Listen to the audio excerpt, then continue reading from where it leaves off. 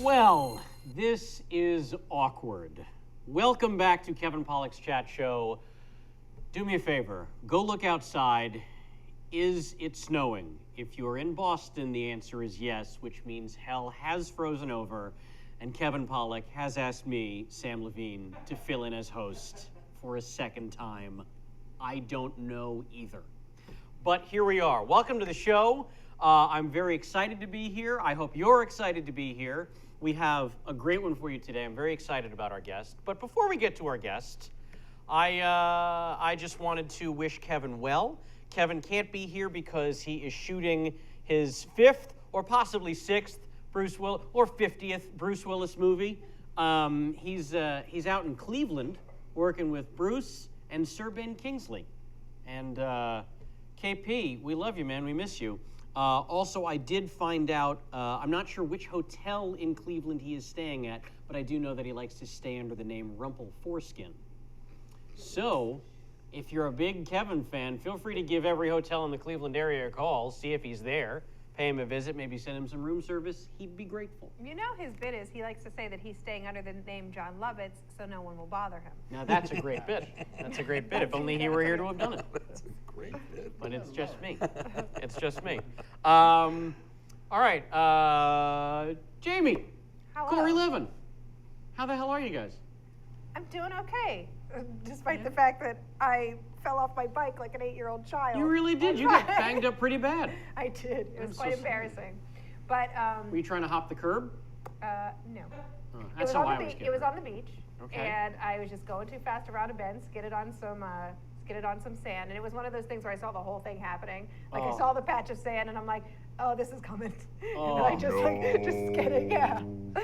Bike landed on top of me, everything. But the most tragic part of all of this was that they were giving away Nesquik, which I love. I love Nesquik, and they were giving away little bottles of it, and I had taken, taken one, put it in my basket, and then whenever my bike toppled over, the Nesquik went flying, and then before I had a chance to retrieve it, a homeless guy took it from me. Well, look, here's the thing. I'm going to call that a bittersweet ending because it made that guy's day. The delicious Nesquik picked me up. It seems like a late sequel to The Gods Must Be Crazy. Like, It is a deep cut, and I'm very grateful. Thank you so much, Corey. You guys have a good Valentine's Day? magnificent. Yeah?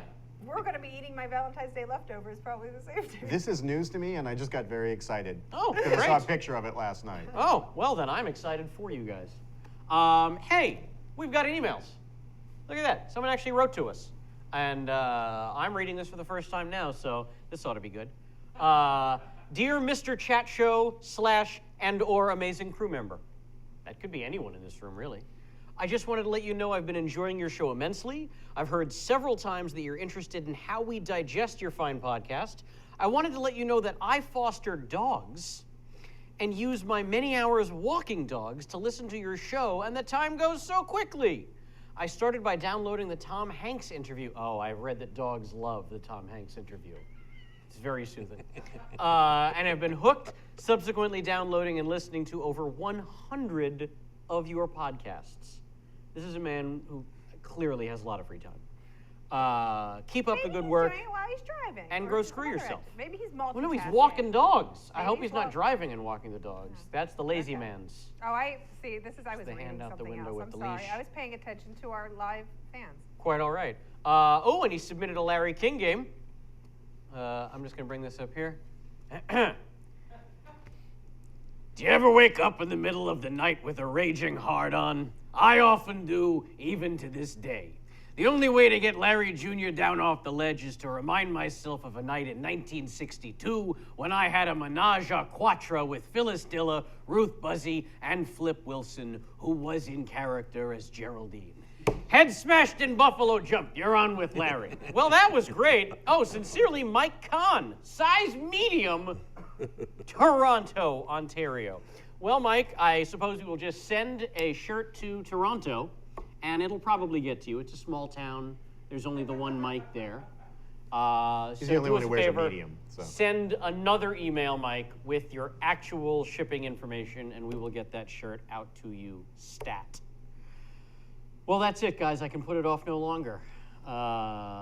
Our guest is one of my favorite people in the world. He is a former Chicagoan and Second City alum with over 100 credits on his resume, who many people have come to know and love as Jerry, Larry, Terry, and Gary Gergich on NBC's Parks and Recreation. But to me, of course, he'll always be husband from Star Trek Voyager and plumber number 1 from Party of 5. Please welcome Jim O'Heir. Wow. Okay, this is hysterical, and I love a good bit. Yeah. And this bit has been funny. Where is Kevin? I'm on your side, is the thing. Seriously, where is Kevin Powell? Kevin really is in Cleveland and staying under the name Rumpleforeskin. Is Kevin not here? He's doing the interview. Yeah. Okay, I need my phone back because there is a publicist who is about to lose a job. Oh boy. Samm Levine is the interviewer. I don't know what to tell you, Jim. But guess what, Sam? contest. I'm doing a bit. I couldn't be happier. Oh! Couldn't be happier. It's a Valentine's Day miracle. Hey, buddy. Hey, pal. So nice to see you. Thank you so much for joining us My today. pleasure. Well, we'll see.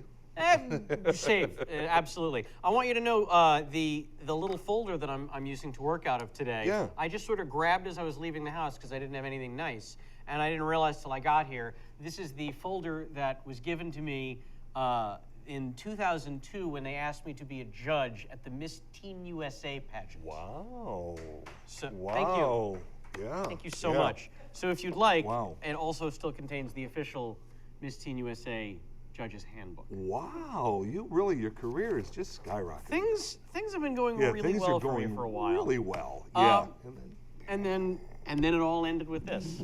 First off, happy belated, buddy. Thank you. Yeah, February 4th. That's what. Did you do anything fun? My family was in town. From Chicago From or Chicago. elsewhere? My sister and her husband were in town. So what did we do? I might have been working that day. I think the next day. We went to Malibu. Okay. I had dinner. I love Dukes. Dukes. Love Dukes. Absolutely. So love we kind of Dukes. did a day after kind of thing because I forget what I was doing. So busy, so many projects. Sounds like you were doing lines, buddy. And it was great. It was great. I'm not a big birthday dude. Okay. I know some people are so into them, like they'll plan like the week before and the week after or their birthday month. Mm-hmm. Never been that guy. No, I don't like that. Even on big ones, even on 40th. I just turned 30. So Naturally. no, but I turned 53. And You don't look a day over 52. I I'm going to be honest with you. I think I do, though. I think I do. I'm getting the gray in here now. Really? See, this has been happening. It's You're been a since silver I was fox. 30. I've been a silver Silver fox. fox. So that I'm okay with. This is happening. And perhaps this is too much info, nothing down below. You shave it all off. No, it's there, but no gray. Oh, No gray. I see. Just shave. I don't Well, know why. that's good. Why here? Why there? Why here when I Yeah. don't shave? Yeah. Definitely here. Well, And yet, downstairs. so like the nose is the equator of Apparently the this gray. that could I right. guess it's very strange. I think we're onto something scientific. Yeah. This really should be delved into. I agree. Or never spoken of again. Yeah, one of the two. There's no You judgments here. decide. There's no judgments here. Now I was studying your resume, Jim, Oh boy. and I couldn't help but notice that on 3 separate occasions, on the Drew Carey Show, Yes. Just Shoot Me, and the George Lopez Show. Uh-oh. You know where I'm going with this? You appeared in multiple episodes of each of those 3 shows, Yeah. yet as a different character each time. Yes. Isn't that the most ridiculous? Now, Yeah. at first glance, you look at that and you go, look at this guy. He's so forgettable. Yes. They just bring him back to the audience. They're not going to know the casting difference. directors didn't remember I had done this show already. Yeah, that's how forgettable. But then I realized, no, it's not forgettable. It's versatile. Wow. Well, I can tell you a little bit of a bragging story. Please. On Lopez, Yeah. I did an episode. Yeah. Whatever. Then I think a year later, anyway, a time had passed, and they call, and the casting director said, "Would Jim do us a favor and do a table read? A guy we cast is not available, and we think Jim would be funny in this role, and it would give them the writers, because the writers on the table read like to hear Sure. what they're, and then they make their changes. Yeah. So I did the table read, and the dude lost his job. Oops. They gave it to me. That's So why you got to make those table reads. that was, but then a lot of times people lose job at table reads. Well, that's why you got to make the table read and don't suck. And don't suck. That's Yeah. the second part. Yeah, and I'm sure he would have been great too, but whatever reason, they saw something they liked at the table read, terrible. and that afternoon, my agent calls and said, okay, well, now you're doing the role. I go, but I was just somebody else. They said, that's fine. So, yeah, and the others, I don't know. I'm always thrilled to work, We'll though, put so him I in don't a different care. shirt, they said. I was in different shirts. Okay. Yeah, I always had a good time. The Drew Carey show, oh my God. Have you worked with Drew? I have. I was also on the Drew Carey show. You know then. Yeah. Drew walked me around. Now, the first time I'm just a guest, you know, no reason to be special to me. And he goes, you'll appreciate this. And he takes me to their craft services where they have a woman who's cooking all day for them. She's there all day to cook. Oh, God bless her. Oh, yeah. God bless. She did, on tape night, I think we had ribs and turkey. Oh, yeah. They had sushi on my tape night. Wow. Yeah. And he had a green room with satellite Yeah. games. Yeah. That was a show. And you've got to keep in mind, this was like probably 2000, 2001. Oh, a something lot like of that, years right? ago, Yeah. lot of years ago. So that's before this was Yeah. the kind of the gold standard. But also, here's the thing about shows that I've learned over the years. When shows are hot, all that good shit happens. Yep. And then as the ratings go down, all of a sudden, you don't have the turkey. No. All of a sudden, you don't have the ribs. No, now it's Kirkland Trail Mix. Exactly. Is our Yeah, you don't even have Betty, you know, putting a schmear in the morning on your bagel. Nope. You got nothing. No. And I have seen that happen. bring your own stuff from home if you want to eat Exactly. breakfast on these. It's just so funny how that goes because when they start pulling the budgets on shows that are on their way out, Oh, you don't have to tell me, that's man. the first thing that goes. You don't have, on the last few episodes of Freaks and Geeks, it was like animal crackers and Vaseline Whatever you can for grab. whatever we've got. Yeah, that's awesome. Drew Carey's craft service was so famous on the Warner Brothers lot Yeah. that anytime I was on the lot, I would sneak onto the Oh, stage, real good for make you. myself a sandwich, and just go. They didn't care. They didn't. That's if you awesome. walk in like you belong there, no That's one like stops anywhere. you. As a gentleman and as a good person, I never did that. Oh, no, I'm a but monster. for you, Yeah. that's awesome. And I Oh, can, no. knowing you, not a bit surprised. I feel God like bless. that's not the only time you've done that, Sam. I Yeah. feel like you use that walk quite a bit. I use it all the time. I know all the good craft service sets Yeah. in No, Los not just Angeles. No, guest service. Like I'm thinking, like to use like the better restroom to get into a party. I will go with the better restroom because life is too short and stinky Yeah. bathrooms take years off of your life. Yeah. Take but it what's is true. yours. If you walk in with a purpose, no one stops you. And once you get on the lot, once Yeah. you've done that, you can pretty much do anything because Yeah. no one. If you're just boom, boom, boom, and Yeah. if you become, you're famous, but you know what I'm saying. Me Yeah. too. Kind of hear people know us. They're just no one questions you. No one so stops you can you. really do anything. Yeah. Like 100 years ago, I was guesting on I don't even know what show it was, and I snuck over to Seinfeld because. Why not? Please. And I laid on the couch. No one said a word to me. No one said, get off, get out. And I was, at that time, I had never been, well, maybe I was regular on one Comedy Central thing, but nothing big. Yeah. So That's tremendous. They absolutely, but I just acted like that's where I belonged. And no one said a word. So I And laid so- on that Seinfeld couch. And Larry David caught you and then said, you know what, Jim? We're going to wait like 15 years. And cast And you. then I'm going to put you in an episode of Curb. Exactly. Did you That's tell how it played out. Larry that story when you worked with him on Curb? No. Have you worked with Larry? Not on camera, but I did participate in the first table read he did of Fish in the Dark, the play he's got on Broadway. Oh, well, that's awesome. Yeah, that was super fun. And they didn't take you with it? You know, they didn't because No, we can end it there. They didn't. unlike you, I really stunk up the joint. Did you? At the table read. Oh. Also, the role I was reading was for a teenager. So I get it. I'm I'm just giving going you to try shit. not to take it personally. I'm giving you shit. No, Larry is, it's weird because when I tell this, I never want to be derogatory because the man's a genius. And I do think sometimes when you're a genius, you're a little socially awkward. Sure. And I found him to be a little socially awkward for me. Yeah. So I did not go out of my way Okay. to converse. Not a We lot of had our engaging. couple of days and I did my thing. I Yep. think they were happy. Yep. And that was that. But Jeff Garlin, also on the show, who's like, as we say, a mensch. He is. It's just so gregarious and loving and wonderful that, it was such a wonderful set. But again, for me, it could have been my own intimidation. This is Larry David. So it could have been my own head. Yeah. But I felt like I am not going to chat him up. I see. So I did not. All right. So otherwise, that would have been the story to tell. I really would have been. And it was an in. And that's the hardest thing, to find ins with Larry. Yeah. So I Because- didn't do it. You know, he's not the common man. Yeah, he's not the common man. And again, that's not a bad thing. I think he's so cerebral. Yeah. I mean, like people look at me and they think, oh, he's gorgeous and smart and hung and I mean all this stuff. That's when you think of Jim O'Heir. Those are the boom, boom, boom. Those were all in your bio, by Those the way. I put the Yeah. if he wants to keep his job, it was in there. Hello.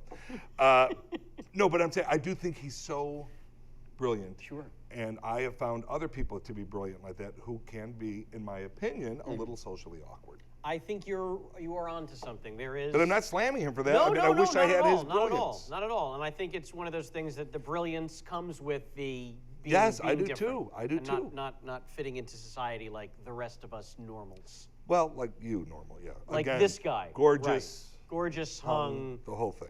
I the whole we thing. can't even. Yeah, I can't yeah. even. Actually, I have to adjust my penis. I understand.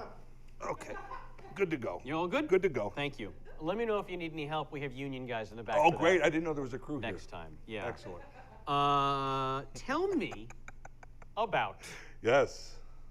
Jim O'Heir live in Rensselaer. Good morning, Jim O'Heir on the air. On the in air Rensselaer. in Rensselaer. Yeah, terrifying, awful, wonderful, no money. These are all just snippets that come to mind. So this was, you were DJing in Indiana. When I Rensselaer, went to Loyola University in Chicago after high school, didn't have a clue what I was going to do. Literally not a clue. I believe I said business. Okay. Why not? I think Sure. I did good in accounting in high school. You know, you take the You classes. had an accounting course in high school. I believe I did. This is a very, very sophisticated high school. And I actually had good grade. Like I was a decent. I wasn't a great student, but I think I was certainly in the top 20% maybe, which Okay. isn't the best student, but it's Sure. far from the worst. So it was like, well, you got to go to college. You know, this just makes sense. Right. So I think I went to Loyola because a friend was going. Like I literally had no idea. That's all you I need. had no idea what I wanted to do. That's all you need. So I sat there, and then I immediately joined a fraternity, which was good and bad. Wow. The good is it was so much fun. Sure. The bad was it was so much fun. Yeah. That nothing Yeah, else nothing kind of got mattered done. for a while. No. I mean, we would literally, there was a bar called Flappers right across behind the school Uh-huh. by 11 o'clock every morning. And they let us in. There was no, like they were connected with the frat somehow. So by 11 o'clock, you're 18 years old, you're drinking. Oh boy. Yeah, it was not good, and yet it was amazing. Sure. So anyway, so that was all happening, and Yeah. nothing was rocking my world. But then there was a radio station at Loyola. Well, hello. Next thing you know, I thought, well, that's interesting. So I checked that out, and they said, it's simple. If you want to be involved, you get an air shift. Okay. We'll see what that's about. Uh-huh. And it's not like I was ever the most outgoing dude, so Well, that's it's a my little question. surprising. Yeah, so you say next thing you know I'm on the air. That's a big deal. It was kind of for me. Had yes. you had the, as Kevin likes to put it, the hey look at me disease as a kid? Never. Big kid. Hey, Yeah. look away from me. Oh. You know, I mean, you're already drawing enough attention because I've been big my whole life. So So it's you not like said I've got a face for radio, let's start this thing. maybe this could happen. Yeah. And not even thinking career. You know, you're a freshman in college. I mean, please, there's people more advanced than me who might have absolutely known what they were going to do. I was not that idiot. Okay. Sir, not idiot, that brilliant person. you- So I go in and they teach you some stuff about a board, and literally it can only be heard within 2 blocks of Loyola. So there's not a lot of pressure as far, you know. But Okay. the school's hearing you. My frat brothers are hearing me.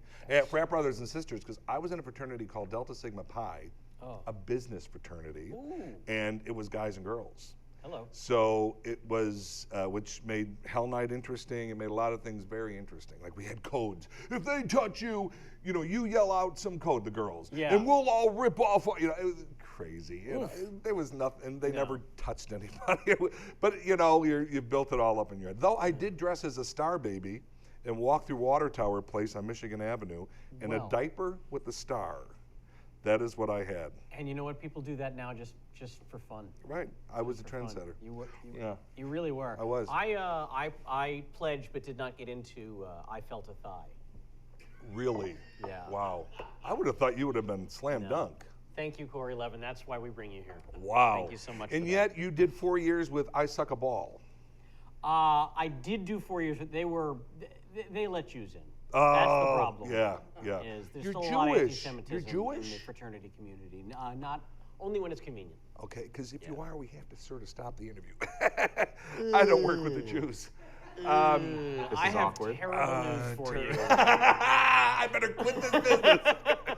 about the line of work you are in. Oh my God, my best friend's a Jewish. Please, Anyway. Hitler's doctor was a Jew. Exactly. Now- no, so I do this. So Yes. I do this, and it was intriguing. I did like it. And then I think my mother called and said, Jimmy, because I told her I really think this is cool, and she said, there's this broadcasting school, Midwest Broadcast Academy. You should look into that, and I did. And So mom calls you. Mom calls because Mom knew 'Cause Mom I wasn't knows you. rocking. Mom knows her. Mom knows her little boy. Yeah. Her little Jimmy.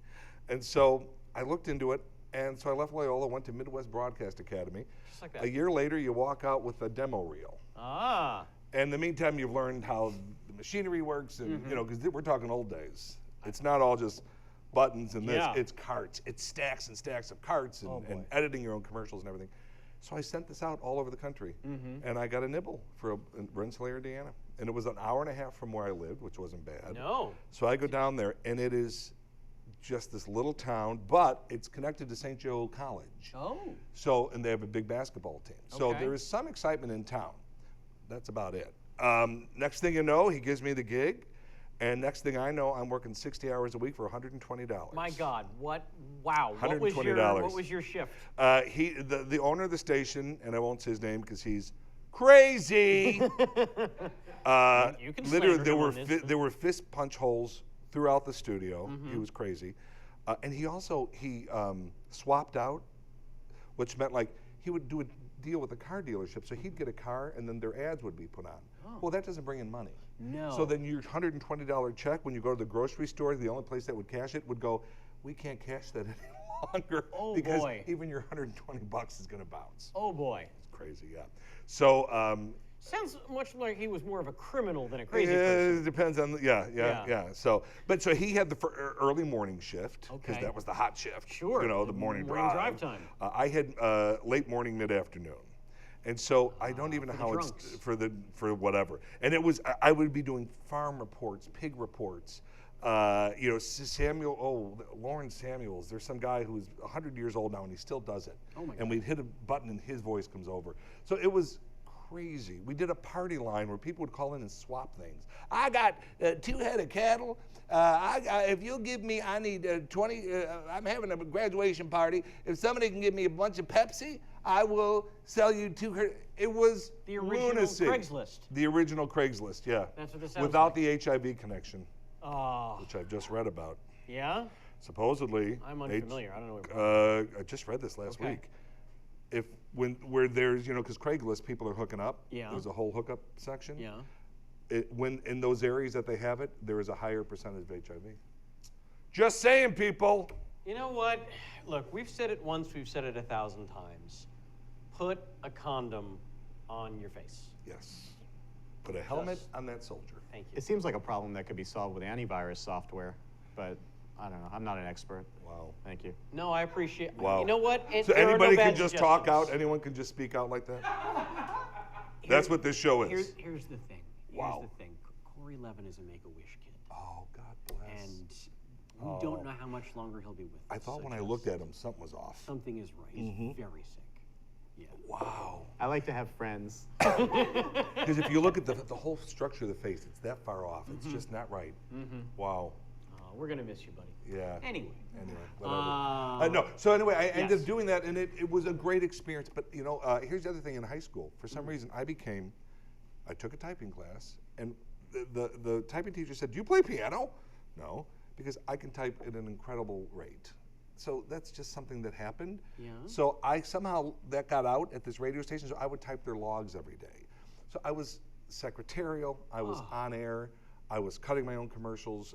It was crazy. But then you say, what great learning ground. You know, I Sure. mean, I was thrown in, and I just had to make it happen. So it was great. That's great. And And we were awful. living there Oh yeah, on your $125 a week. 120. My mother and father came down to visit, and I heard later that my dad had said to my mom, "Now don't say anything negative when we get here." You know, wherever he's living. I had Yeah. rented a place, and my mom walks in, and she's looking around, and she's like, "Oh, She starts sobbing. My dad goes, I told you not to say anything. I go, what is wrong? She goes, how could you live like this? What did we do wrong? I go, I'm making $120 a week. This is it. This is whatever I was paying for this place. And it was a shithole. I mean, cockroaches, it was a shithole. It didn't even have a shower. It had a tub. I'm not a tub guy. I'm a shower guy. So it was awful. But again, you look back on that and you go, I learned a lot. I learned a lot about, well, first of all, radio, to be more comfortable. Just, a mic opens up and you got to talk. You got to entertain. Yeah. So it was a great thing. It really was a great thing. But I did it for over a year, and then I ended up back in Chicago at Second City. We all know that name. And that's what I want to get to in a minute. But first, let me just check in with Jamie. How's it going in the chat room? No one gives a shit, right? How many people have called for my head at this point?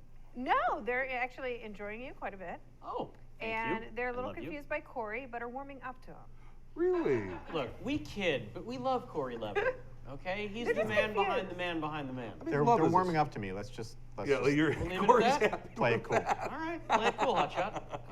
All right. Well, keep an eye out for any good questions for Jim because I would love to. Because I haven't gotten any yet. So if you come up with any from the listeners, I would be. Actually, this is a shout out. Send me some questions, okay? Some legit questions. Look what I'm dealing with. He's not wrong. Yes, I am. Now let's talk about your time at the Second City Theater and a little group called White Noise. White Noise. I trained at Second City. Yeah. I never actually worked for the company. But that being said, I kind of did because a couple weeks ago I was in Chicago. I went to the main stage show, and then the cast asked to meet me afterward. And as we were meeting and greeting, they said, "Would you do the improv set with us?" And I'm like, "Hell no!" Been a lot of years since I've done that. Hell no. Well, I did it. Yeah, you did. Yeah, and I will say it was very much like riding a bike.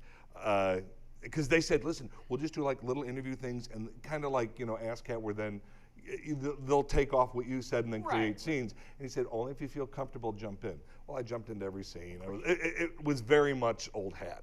But it'd been a lot of years, so I was afraid. I was afraid. But that's one of the, I mean. And the audience was lovely. There are a lot of Parks fans, so that, they're very supportive. And the cast at Second City, they try so hard to make you look good. Yeah. It's like a good host who tries to make the guests look good. You should look that up.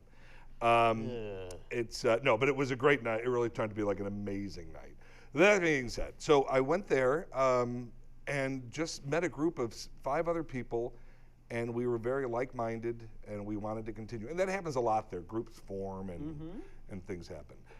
So we did, and I still talk and see everybody to this day. Patrick Cannon, Ned Crowley, Jeff Johnson, Ruth Novak, and Meg Moore Burns. And are many of them out here now? Pat's out here. Ned is going to be directing something that we'll be talking about. Okay. Ruth is out here today because her son's an actor and he moved out here. Wonderful. So she's visiting. Just heard from Meg the other day. So everyone's still in contact. The only one who kept up with the acting is myself. Meg's a wonderful vice principal. I mean, everyone's got wonderful things going on. Yeah. So we did this after we graduated. You do a graduation show, and it really went over well. And we were told, "Oh, this is the best grad show we've seen in a while." So we're all talking, and we're like, "Should we do something with this?" Yeah. So we did. So we started a group. We named it White Noise, which is not, to the camera, not racist. It's this. Our audience, many of them were born in the 21st century. So they understand white noise. They don't know what white noise is. Oh, you don't know what white noise is? No, they don't know back in the analog and you turn it to a channel that didn't have signal. At midnight, when your television stopped airing programming, because there wasn't 24-hour, you heard. Come on, people. Haven't you seen Poltergeist? Poltergeist, exactly. Yep. Not the remake. Yeah, not the remake, yeah. Oh, Don't even get me started. Good call. You know. But so we were called White Noise. Though we were all white, it didn't help our when we were saying it's not a racist thing, it didn't help at all. No, it didn't help this at all. was the 80s. It was fine. It's fine. It was fine. So, but what we did different compared to what the other groups were doing was we put in video and animation into our shows, like crazy stuff. Like there would be times your character would run off stage, and as you were running, it would be, the guy running the booth, hit them, and then your character's now a cartoon on screen. And we're talking 87, Wow. 87. So this was not done then. No, you're very ahead of your time. This was with very ahead of its time, and Yeah. a big pain in the ass. Like now, you can make so much happen. Oh, sure. Just by hitting buttons, download something, edit it, and it's out. This was so much work. Yeah. Just the animation itself. Gendy, what was his last name? He ended up working for Disney. He's a big animator for Disney. He did our stuff. Brilliant, but it was the one when you did it one at a time. You colored these in, and then I mean it was a whole painstaking work, and so it was different, and it was not anything else that people had been seeing on stage there. Wow. So that happens. We did 2 shows, Singing in the Brain, and then we did a show called Book of Blanche, both super well received. I think each one of them ran 9 months. I mean, it was just one of those things. They both took off. Now, in the meantime, there's no money involved, so you're all working day jobs. My dad would always say to me, "Okay, let me get this straight. You work all day long downtown, and then you go to a theater where you make no money and help build and that's kind of my life." Yep. And my dad was super supportive, but never. He was an 8 to 5 guy. Made his money, took care of his family. And boom, boom, boom. Yeah, what, and give up show business? And give up showbiz? That's on, showbiz, Dad. baby. Yeah. Get the 2 beers after the show that you could barely afford? Hell yeah. Count me in. Exactly. Every time. So that's the kind of life I was leading. But then Patrick Cannon, one of the guys, created a show called Stumpy's Gang. Now, Stumpy's Gang was crazy, and especially for the time. Like, I even say now, I wonder what it would be like if we put it up now, because it would certainly be more like not shocking, but I think it's still different enough that it would have it'd be interesting to see what would happen with it. But it was a puppet show, and there was this character named Frank Boobman I played who was very slow, kind of like Corey. He'll be fine. Nice as hell, but kind of, you know what I'm saying? That's between us. I understand. Just so you know, in the future, if you want to keep him out of it, you're going to have to put your hand on the other side of your mouth. No, I didn't. He can't hear me now.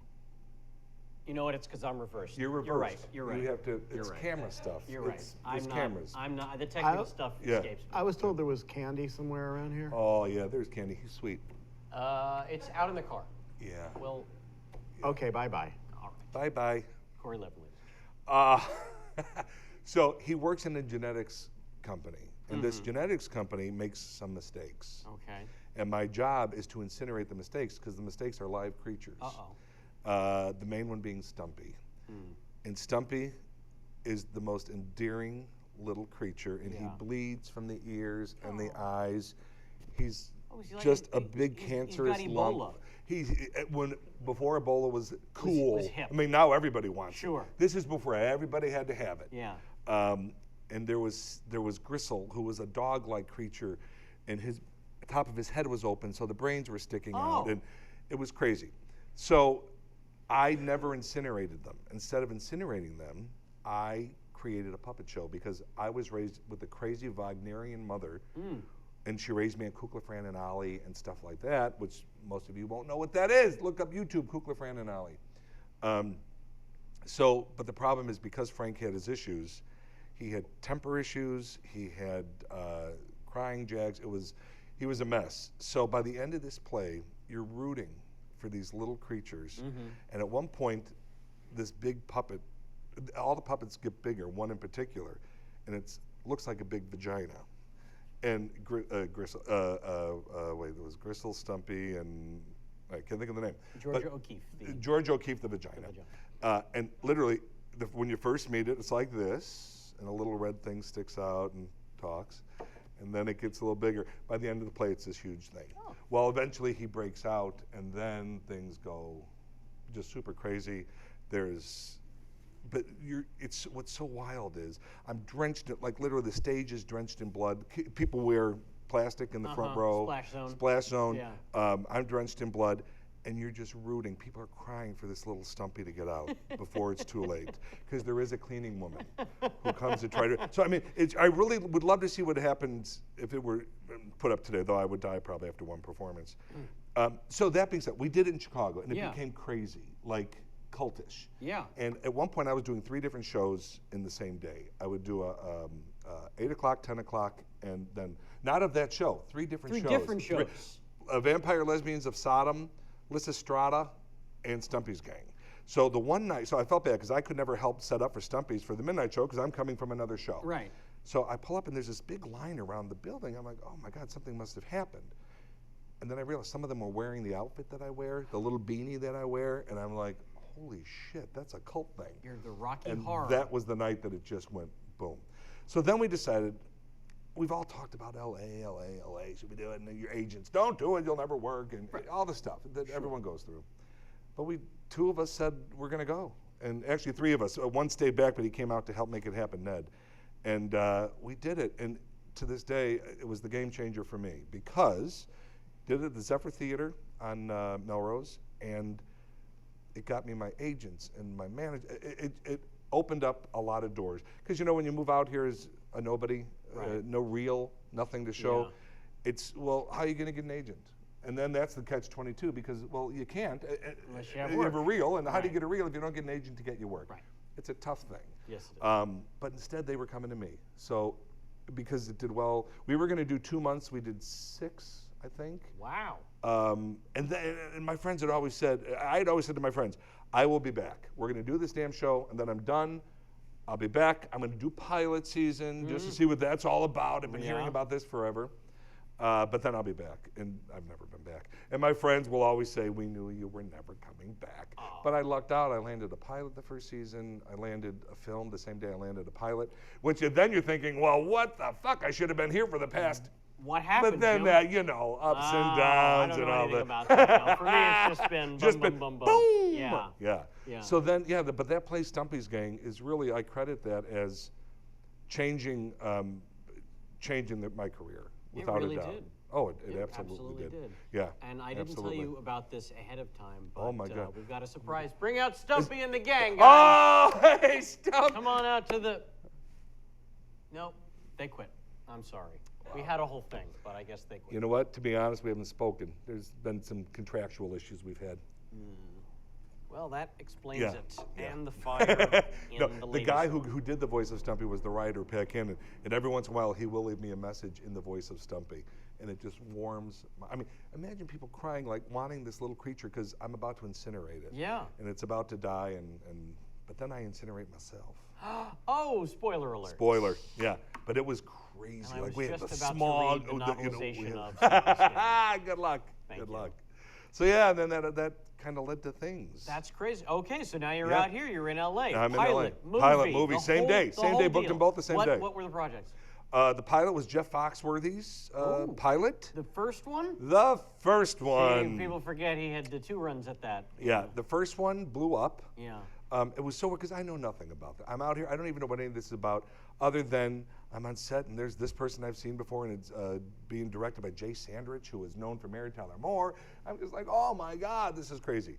And I can't believe they've given me the job because the people I was up against, I respected and couldn't believe I was even auditioning against them and whatever.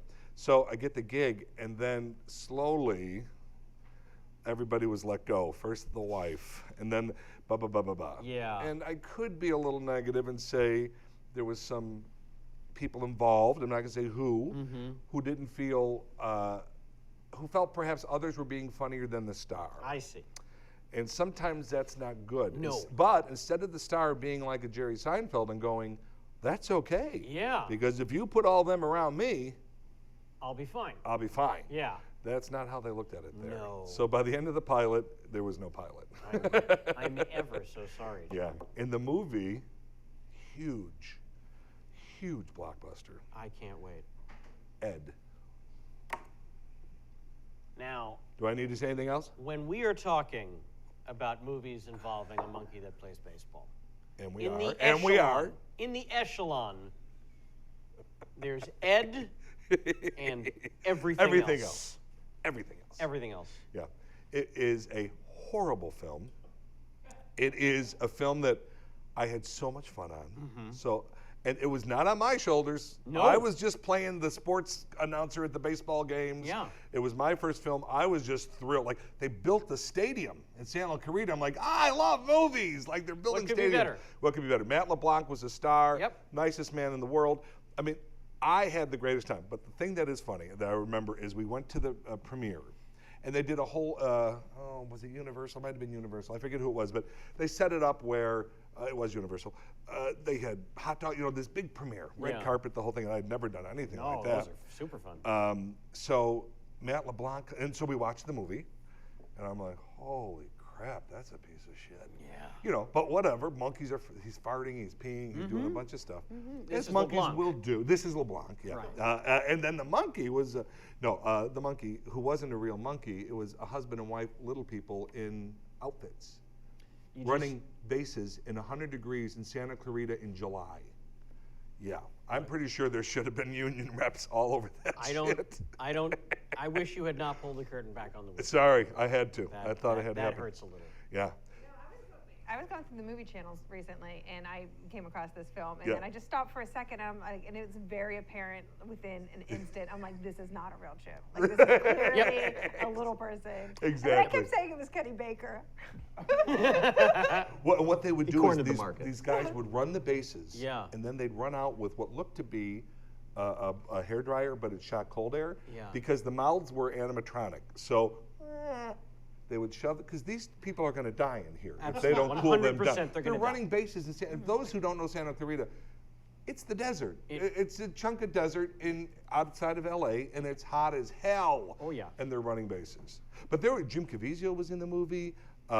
Jim O'Heir was in the movie, huge celebrity. The two Hollywood gyms. The two Hollywood gyms. That's how we are referred to, yeah.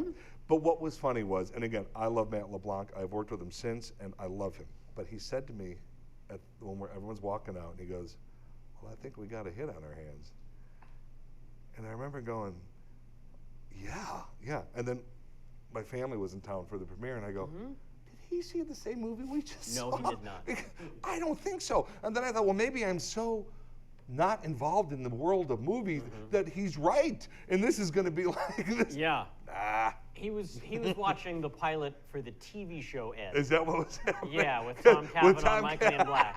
Exactly. Yeah, was Julie Bowen in that? She sure was. There you yeah. go. Yes, What yes, isn't yes. Julie So- Bowen in? If it's not Julie Bowen, it's Nancy Travis. Yes. I've worked with both. Huge celebrity. This is a guy who's been around, ladies and gentlemen. But no, I just remember thinking, well, I must be wrong, and this is like some Yeah. big. This is gonna be a big movie. It opened to, I believe, opening weekend was, oh God, $55. not that bad, but Yeah. terrible, I know. absolutely terrible. Don't you wish, though, that LeBlanc had been right and you were wrong? Well, of course. Wouldn't you have swallowed your pride for Ed I'd to have be the swallowed kid a it lot deserved of to things be? for that. Are you kidding me? Wow. Hello. The truth finally The comes out, residuals Joan. would have been better. Everything. Yeah, oh, please. To advance my career, drop them. I'm afraid Oh wait, this will like get you he's gonna nowhere. do it. Like he's gonna This advance will it. get you Oh, absolutely no. This will set you back a decade.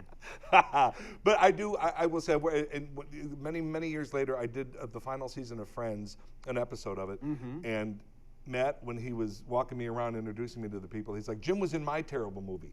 So they all had that movie. I think Yeah. Jennifer Aniston's was Leprechaun, Schwimmer, I forget. Yeah, but she did Leprechaun pre-Friends. Right, but it was you got to remember, Matt was hot because Friends had Yeah. blown. I mean, that didn't go boom, boom, boom. No, it That exploded. exploded. So they thought this is a huge, Yeah. they got him and blah, blah, blah. But so he knows now that was a terrible thing. Yeah. And, he was probably just hopeful. He probably was just hopeful. Absolutely. Yeah, because We're he's all really, have you worked with I've never worked with Matt LeBlanc. such a sweet but, man? And he I've goes heard to my good stories. Ralph's. Oh. So we bond over a little. I like the fact that LeBlanc shops at Ralph's, He shops at which Ralph's. is a very He middle of calls the it road. Rafe's. Yeah, he calls it Rafe's. Yeah. Well done. And on that wonderful note, Wow. please excuse me. Yes. I would like to talk to the audience directly. Oh, wow. Hey guys, shaving can be a pain, right? It's expensive, and most drugstore razors are uncomfortable, and they cause razor burn. Who likes that? You can pay $32 for an 8-pack of razors you won't even like. But our sponsor on this week's episode, Harry's, they're here to fix the situation. Harry's razors are half the price of other big branded blades. They ship for free to your door and are actually high-quality German-engineered blades. If there's one thing we trust the Germans for, it's blades. Amen. They even like the blades so much, they bought the entire factory in Germany. They cut out the middleman, and they're going to pass the savings on to you. So for $15, which is nothing in the razor blade world, let's be honest, you get the whole starter kit, the handle, shaving cream, 3 extra blades, And here's the kicker. With promo code Kevin, you get $5 off that for an amazing deal. That's $10, if my math is correct. And it's good stuff, guys.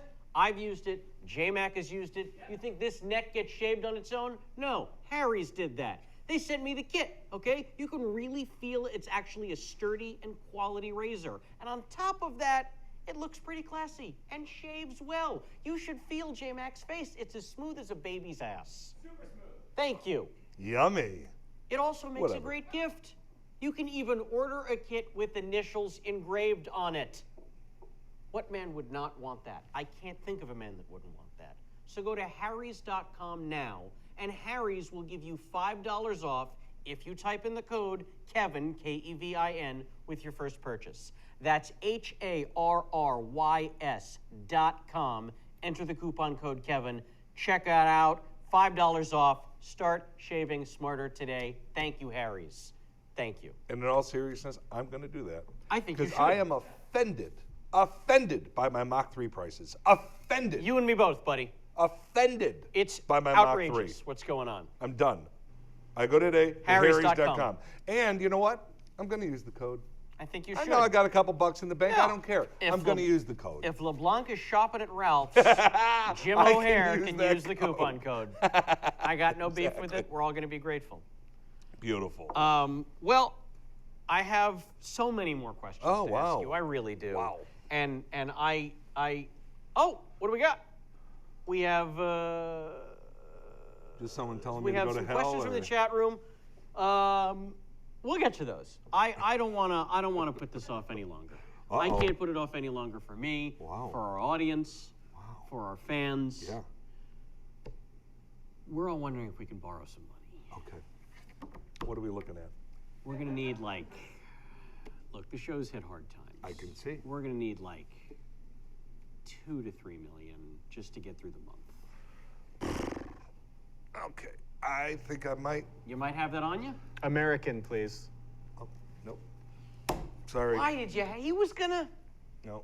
All That I right. can't do. No. Well, in that case, let's just talk about Parks and Recreation. Yeah, baby. Yeah, buddy. So this is one of my favorite shows. Yay. It really is. I don't bullshit when we have people on the show and I know who they are, but I don't watch the thing. I don't lie. I don't jump in.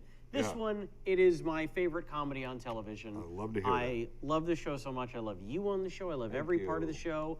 Please tell us about your experience.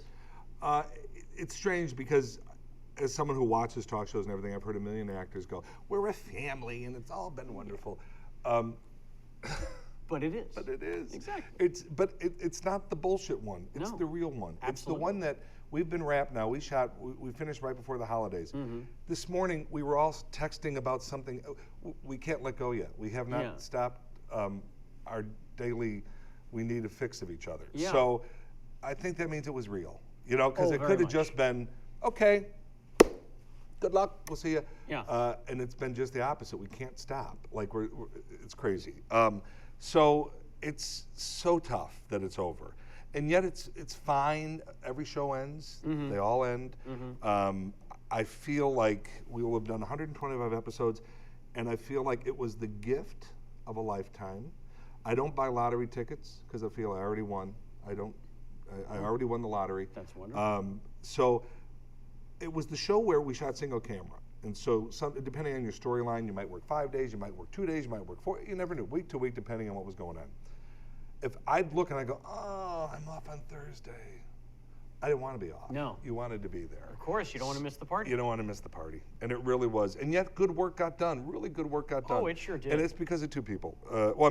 Everyone contributes, obviously, but Amy Poehler and Mike Schur. Amy, as everybody knows, the lead. Mm-hmm. And Mike Schur co-created with Greg Daniels. But Greg, once Parks took off, he kind of had to go back to the office. Right. So we lost Greg. Yeah. I think after season 2.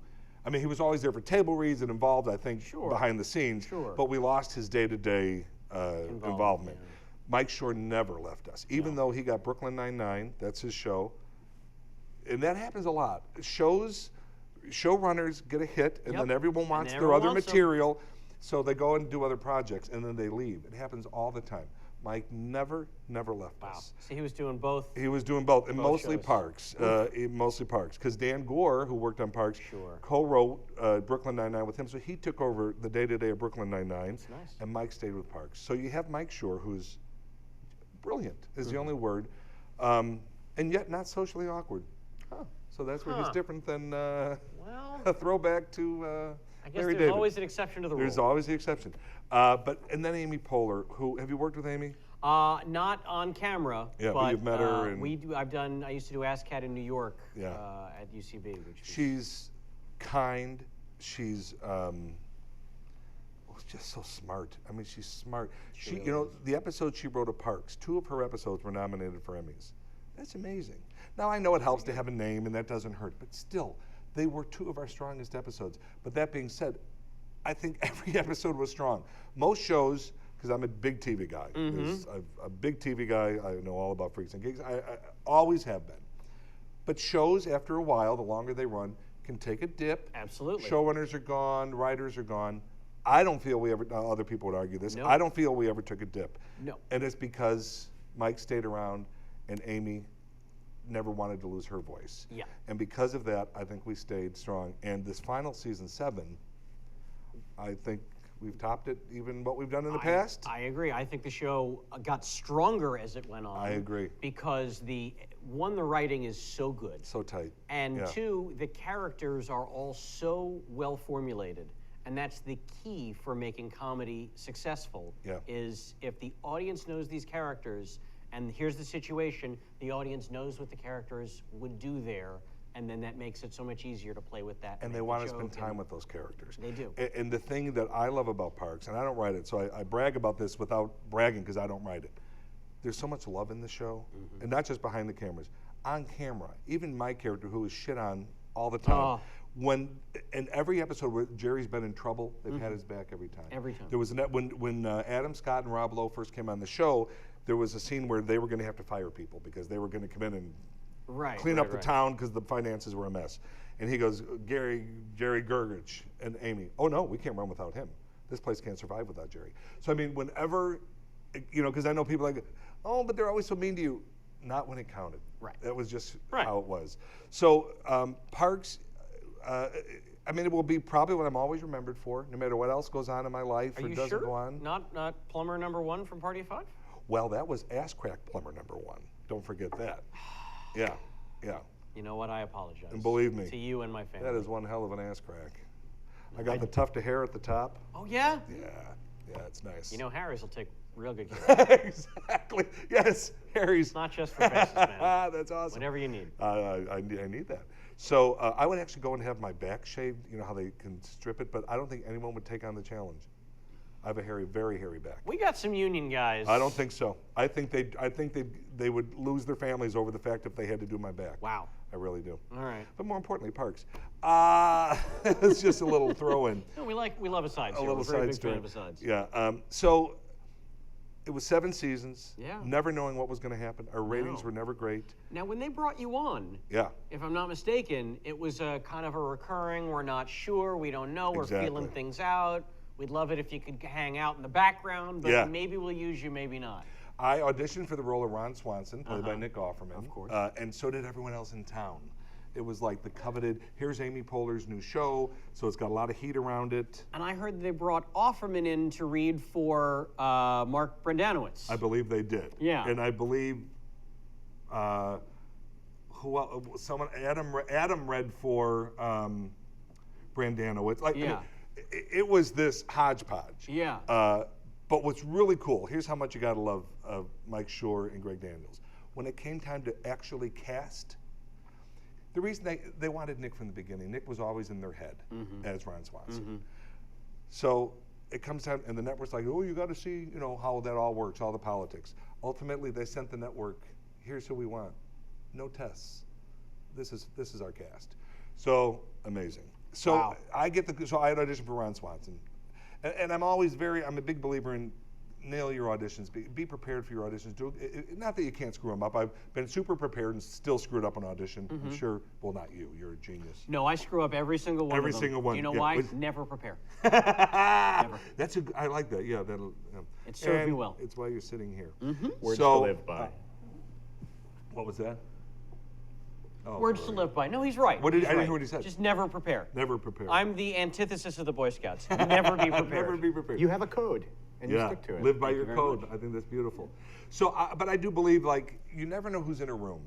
You don't know what they're going to cast next month, next year. You never know. Of course. So I went into this audition thinking they're never giving Jim O'Heir the role of the co-lead of Amy Poehler, but I want to do a good job because this is Greg Daniels and Mike Shore. Absolutely. So I go in, I did something they liked, and then 2 weeks later, I think I got a call saying there's a role of Jerry. Would you want to audition for that? They asked me to. They requested me. Sure. So, well, yeah. Go in. I think a week later, maybe 2 weeks later, we get the call. Yeah. They want you to do it. But they were super honest. They said, we don't know what's happening. Right. We have 6 main people. At that time, it was Paul Schneider, Amy Poehler, Aubrey Plaza, Aziz Ansari, Nick Offerman, Rashida Jones, the beautiful Rashida Jones. So we have to get to know these people. So we don't know what's going to happen. So my agents at the time, not presently, said, I don't know if, bless you, we got sneezing, we got all sorts of Ebola going on here. This is a hot zone. It's just a hot zone. So they at the time said, you might feel like you're doing background work. I don't know if you're going to want to blah, blah, blah. And that, they were just giving their opinion. But my thought was, these are the guys who did The Office. Look what happened to those background. Sure. Kevin and Phyllis and Stanley. And, I mean, to me, it was a no-brainer. Absolutely. And if nothing happened. They were paying me decent money. You didn't have to network test or Didn't anything? have to. It was just sit at it. As I found out later, Mike and Greg said to each other, let's put him at a desk. It'll work out. And it did work out. Boy, did it. It worked out. Yeah. Yeah. So, but it's an amazing show, not just on the air, but behind the scenes. We have 80% of the same crew stick around. That's pretty That good. tells you what's going on. That's very because for crew those at can home, leave. that's awfully rare. That's rare in this business. The crews take off when they're not happy. And the worst part is they made you married to Christy Brinkley. Oh, Boy, is that she tough on ugly the thing. eyes. Oh boy. Yeah. Oh, I didn't understand it because I thought you have someone. You have me and Rob Lowe. That was a concern at the beginning too. Are they going to confuse us? Sure. Overseas, they won't know the difference. Who's who? Yeah. So are they going to distinguish us through our voice? Like, what are they going to do? Are they going to put every time we're both on, Rob Lowe, Jim O'Heir? But I thought that's their issue. Very contrasting wardrobes. They'll to keep deal it with easy, that. yeah. That'll be their deal. So then they bring in Christy Brinkley. Like, well, okay, if we're going to class this down, let's class it down. And we got Christy Brinkley. Yeah. No, the way it worked out was, all of a sudden they go, we're going to meet Jerry's family. I'm like, awesome, And there was a couple of different options. Amy had a very funny idea. Her thought was, well, maybe because Jerry is so, beat up at work, when he gets home, he's this tyrant. And he's married to some scrawny little chain smoker. Oh, he's home. Oh my God, your dad's home. And they're terrified about that. Yeah. But Mike said, and thank God, Mike said, the only way we can keep Jerry, the only way we can do what we do to him is if when he goes home, he has the best life out of anybody. Yeah. And that's what they gave me. They gave me the best life. They gave me, first episode, season 3, we find out Jerry has the largest penis of anyone the doctor has ever seen. Which is based in real life. Well, you know what happened? Mike was standing next to me at the urinal. One thing leads to another. He's like, oh, let's go life and art. Absolutely. Yeah. Writes itself. Right, yeah, it wrote itself. They gave me Christy Brinkley as my wife, and then these incredibly beautiful daughters. And Jerry's super talented. Yeah. He can do all sorts of things that no one gives a crap about. Nope. He plays piano. He's an artist. He does everything. Yep. So that changes it all. I mean, once they're visiting your family, you're like, I'm sticking around for a while. Yeah, and I'll never forget, I was in an airport in Miami. It was going toward the holidays. I forget why I was going there. And my manager called and she said, hey, it's me. I go, what's up? And she goes, they just called. They want to start negotiations for you to be a series regular. I was like, for an actor. For a show you're already on. That a show you're already on. So It's not, because normally that call is, hey, they want to negotiate, for when you test against 6 people next week. exactly. No. This was That's not all that behind call. you. This call was, we're negotiating Yeah. for you to be a For you to series be a regular. series regular. And so that's what happened. But I've never missed an episode. 125, I did 125. Sometimes I might just be like, Amy, there's a phone call, or whatever. But I was in 125 episodes. That's I'm so spectacular. proud of that because, As well you should be. well, the other thing that Mike did, which is different than most shows, if something came up for us, they would try to work around it. Now, some shows would go, no, this is a work week. You're in This first is- position with us, you're here. This is it. Yeah. But like Rashida got the opportunity to do a social network with, the Facebook movie. Right. So she was gone for 3 weeks. And Mike's theory was the more you guys are out there, the better it is for all of us. Now, granted, it makes it hell for production, trying to piece it course. together. Last year, not Sundance this year, but Sundance last year, all of us, I think all of us, most of us, had to go to Sundance, or wanted to because we had something showing in Sundance. They worked it out. Now, granted, 2 days here, 2 days here, that we could all go and still shoot. On your respective days. Because it was a work week. Wow. But they made sure we could be there for when our films were Premiering, showing. and So and I know people who don't know the biz, that's unheard of. that is It's unheard. And then unheard when of. you say it's a family, That's- only your family does that would for take you. care of you. Yeah. Yeah. Yeah. And again, Mike's theory: the more you guys are out there, the better it is for all of us. Yeah. So that's what Parks has been. That's Yeah. phenomenal. And yet we've never been Nielsen's big hit. We're a big hit network, Netflix and Hulu, and I think Nielsen's are outdated and ridiculous. couldn't agree with you I more. think they don't matter. No. If I walk down the street, and believe me, this is a weird thing to say. I'm not bragging, but like if I go to New York or Chicago, it's craziness. Oh, I'm now this sure. is not. If our Nielsen's were as low as they're showing, no one would even know who the hell I am. Instead, it's the young people between teenagers to like 40 who would are never show up on the obsessed. Nielsen They're ratings. not going to No. be on there, and No. so they're obsessed with us. My nieces go to Purdue Lafayette, and I was shooting in Parks went to Indianapolis, so I went and said, I'll take you guys to dinner. So they're walking me around the campus. People were running from their damn classrooms. While class was happening, they got up and ran out. It's like Elvis is here. Well, it wasn't that. Oh, but do you have time for an Elvis story? Are you kidding? Here's my favorite story. Hit me. One of my favorite, because I am, so many good ones. Are you guys entertained, or we're killing you over there? Oh, good. I don't care. We're anticipating this Elvis story. I don't care Please. at all if they're entertained or not. Strong improv background. Yeah, strong improv. So at Sundance, Nick Offerman said to me, when you get there, it's going to be crazy. I'd never been to Sundance because I never really wanted to go unless I had something. Just felt like it'd be better if I had hear something. you, man. So you didn't want to go just for the hang. I didn't want to go for the hang. You know what I mean? Because being hung, I didn't want to go for the hang. You know what I'm Too much saying? hanging. Too much hanging. So, but I'm in this film with Aubrey Plaza called Life After Beth. Yes, great movie. I am Oh yeah, that was last year. That not was this 14. Sundance, the previous yeah, Sundance. I remember. Yeah. So We were there. Because I remember I was getting my nails done next to a girl that was with that film. Oh really? So we did, because we I chatted feel like about did it. I see Kevin there? I feel like He was there. I feel He was like in I town. might have we run were into there him. Yeah, we we were all there. there. Like he was there longer than I was, but I was there at least like 4 or 5 days. Yeah, I forgot. I was there because they shot around us, so we all had little windows that we Yeah. could go. So Nick says it's going to be crazy. It's TV and film people that are obsessed with TV and film. Yeah. I'm like, it'll be. I can't imagine. Well, it was my Beatles moment. I start walking down that main street. Somebody yells, "Oh my God, Jim O'Heir from Parks and Rec." Well, it turned into a whole thing. Where now the police that are directing traffic have to move us to the sidewalk because it's getting crazy. And I'm like, oh my God, in my head, like, this is crazy, oh my God. And the people are, oh, Jim, and they're taking me to your attorney. This goes on for about 2 or 3 minutes, and somebody screams, oh my God, it's Bradley Cooper. These people left me so fucking fast. I was as quickly as Yeah. I was mobbed, I Yeah. was alone. Yeah. Just like this. So they all head, Yeah. and it was him, Right. but he was walking with, I think might have been security. There was a guy here, and a guy in front. He's walking. So there's no getting to him. You can't access He probably had, who knows what he was doing, but he had no Yeah. time for fans. Yeah. So once they realized that shit, now they're all back on me. I go, oh, no. I get how this shit plays out. Film, television, big old difference. Yep. So yeah, so I had moments of, oh, wow, this is what, hello, crickets.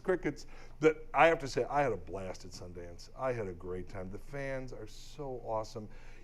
Even if there were parties I didn't know were happening, but if they saw you, they go, "Oh my God, Jim, come to our party." Next thing you know, you're like I remember dancing with, we were all drunk, Molly Shannon and John C. Right, just so crazy. I don't know. I had a great time. I love Sundance. I go just for the altitude sickness. Do you? Yep. Wow. You can't get that at sea level. You really can't. I did want to ski, but they did ask. One of the things they did ask of us was to come back in one piece. Yeah. And so what I did was because it's skiing there too, and I went up one day and went up to the top of the mountain and just sat at the lodge and blah blah blah. But it killed me because I wanted to ski. But I'm like, they're so generous. How can I even risk? Right. You come back with a twisted ankle, even if it's not broken and you're limping, it screws up everything. And it hurts we everybody. had 4 more to shoot for the season, so it was the least. You know what? We'll go skiing now. We'll ski You and now. me. Yes. We'll get back up there. I know a guy. You know a We've got guy. access. Excellent. Wow. Any Parks and Rec questions from you guys? Anything from the crowd? Oh, we've got some questions from the chat room. Butch Wilson Hey, Butch. would like to know, can we get a little bit of working with Julie Brown? Oh my God. Yeah. First of all, white Julie Brown.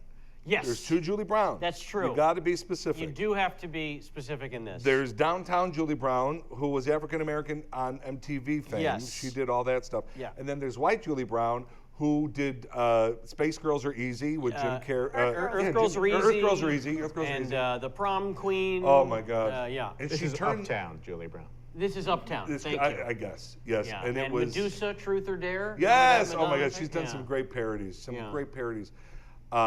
That working with Butch. Anyway, Butch working with Julie. She was special. She's a special girl. No, Julie is. She's turned that song into a play now. I just saw it last. I don't know, when did I see it? A couple months ago. The Homecoming Queen's Got a Homecoming Gun. Queen, yeah. Is now she's turned it into a musical. Finally. Hysterical. It had to be done. And I did a film with her 2 years ago, a holiday Christmassy film, where I played not Santa, but the elf. Ooh, talk about a twist. Talk about a little. Was the elf, or was Santa played by a little person? Santa was played by one of the Lawrence brothers, Matt Lawrence. Matt. You got Matt, Joey, It was or Matt. Andy. It was Matt, and he was super great. And the girl, I wish I could think of her name. She's on Revolution now. I can't think of her name. I'm so sorry. It's okay. But she was She'll great be too. fine. Everybody She'll was be directed by Sam Irvin, who's awesome. So, but Julie, what I'll always say about that show is it was such a silly, silly show. But we laughed from the moment we got there in the morning till the moment we left at night.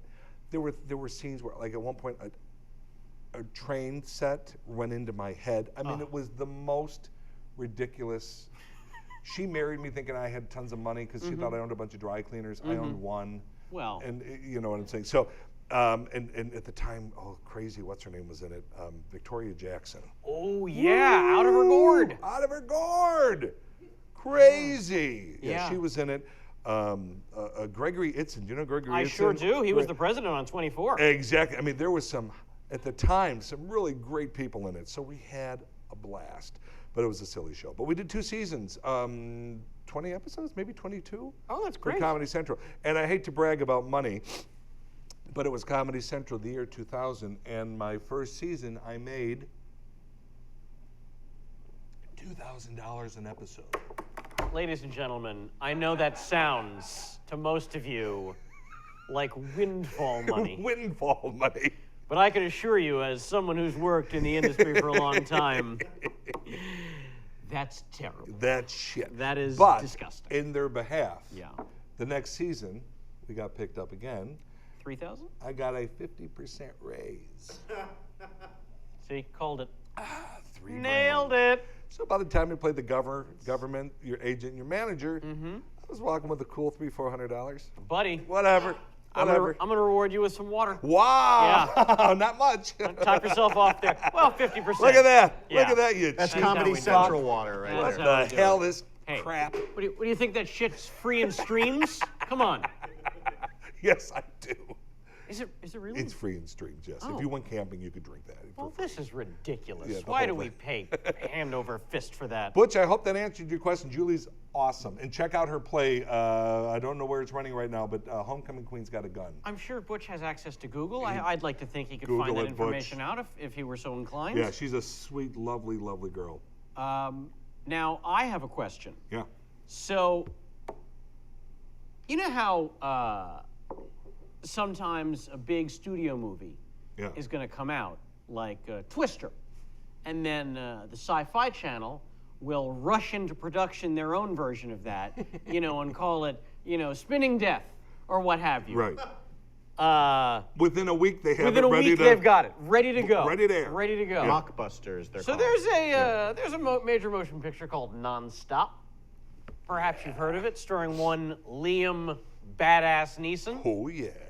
You know what, people? That's not the Nonstop to watch. No, it's not. No, you got to turn on the Lifetime Movie Network on a Sunday afternoon and catch my good pal Jim O'Hare in the Lifetime Movie Network's Nonstop. And you know what I'm doing in that movie? I am reuniting with the lovely Lacey Chabert from Party of Five. Party of Five, Bringing Butt it Crack home. Plumber. Bringing it It home. all comes around. Bringing But it I home. will say, it was wild because I did You Party shot of on a Five real plane. a lot of years ago. Met Lacey. She was a little child. girl. I mean, Yes. she was a girl. She Yes. was a kid.